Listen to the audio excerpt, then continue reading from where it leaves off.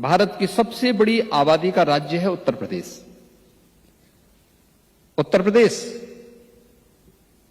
आज से 9 वर्ष पहले क्या था? अव्यवस्था की स्थिति थी, दंगे, असुरक्षा, अव्यवस्था, अराजकता, ये वहां की पहचान बन गई थी।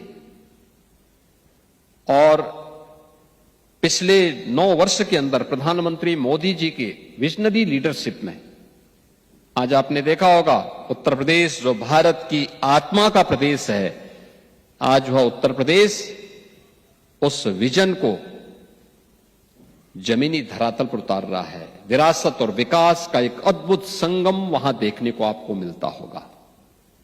अयोध्या में जब हम श्री राम जन्मभूमि पर भगवान श्री राम के भव्य राम मंदिर के निर्माण की बात करते हैं तो केवल राम मंदिर नहीं, ये भारत की मर्यादा का एहसास भी हर भारतवासी को कराता है।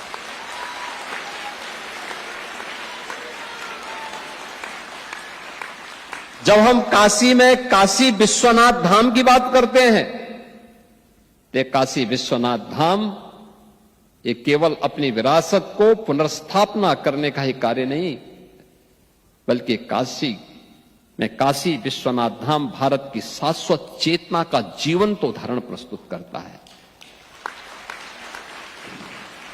जब हम मथुरा वृंदावन की बात करते हैं तो मथुरा वृंदावन कृष्ण की लीला का ही माध्यम नहीं, भारत की भक्ति का प्रतीक भी बनता है। दुनिया के अंदर भक्ति कैसे होती है उसका भाव देखना है तो मथुरा वृंदावन की भूमि उसका प्रतीक बनती हुई दिखाई देती है। और समरसता कैसे होती है, जो लोग भारत पर आरोप लगाते हैं कि भारत में भेदभाव होता है,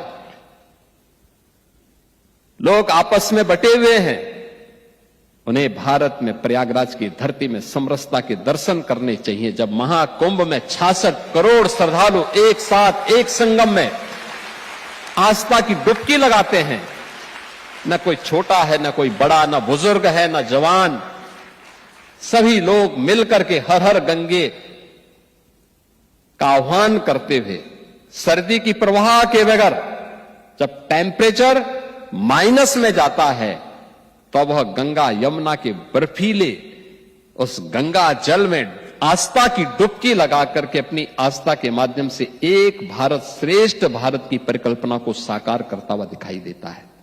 और यही तो भारत है। आज हर एक दिशा में भारत आगे बढ़ रहा है और प्रधानमंत्री मोदी जी के उसी विजन को लेकर के हम लोगों ने प्रभावी क्रियान्वयन के लिए जो रणनीति अपनाई, इसका परिणाम है कि हमने पिछले 9 वर्ष के अंदर उत्तर प्रदेश की अर्थव्यवस्था को 3 गुना करने में सफलता प्राप्त कर दी है। यानी कृतज्ञता का भाव अपनी मातृभूमि और अपनी भूमि के प्रति जब होता है तो सफलता प्राप्त करने में देर नहीं लगती।